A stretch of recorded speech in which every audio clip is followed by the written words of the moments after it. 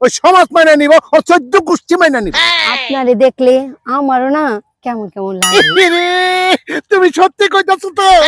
আরে যে দুলা ভাই, আপনাদের বুড়া বয়সে বিমরতিতে পাইছে, হ্যাঁ কিন্তু আমি ঠিক মতো বুঝতে পারছি না শালা বাবু, তুমি যা ভাবতাছো এটা ঠিক না।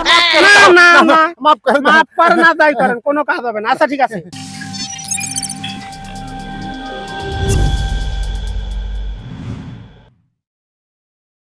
ও আমার রসিয়া বন্ধু রে, তুমি কেন কোমরের বিছা হইলা না? জড়াইয়া রাখিতাম, কাছাকাছি থাকিতাম। এই যে আমি আয় পড়ছি, আমার কি জড়ায় রাখা যায় না? এই শালি, দুপুরে খাওয়ানোর সময় তোমার দিয়ে সারা দিলাম, তুমি যাইলা না। কিভাবে আসবো দুলা ভাই? হ্যাঁ?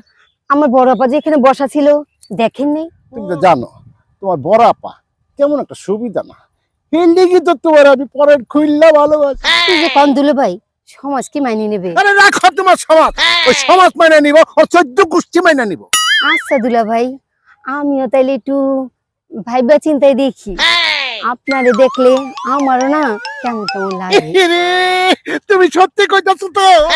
আরে তুমি জানো না তোমার যে আমি কত ভালোবাসি, আর তুমি এটা কইতেই পারবে না। ইয়া দুলা ভাই, কি রেশমা, এ ভর দুপুরে এখানে কি কাম?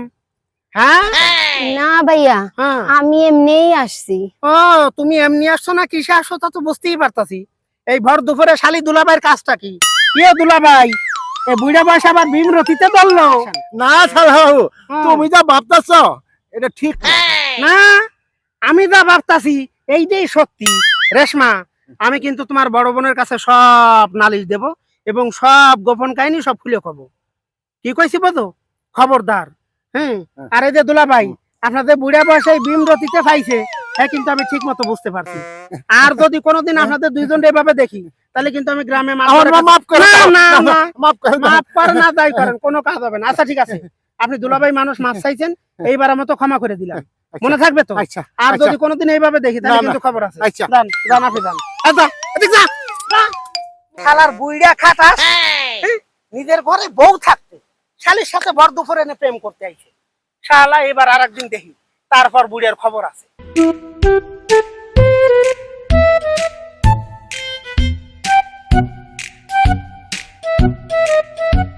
ও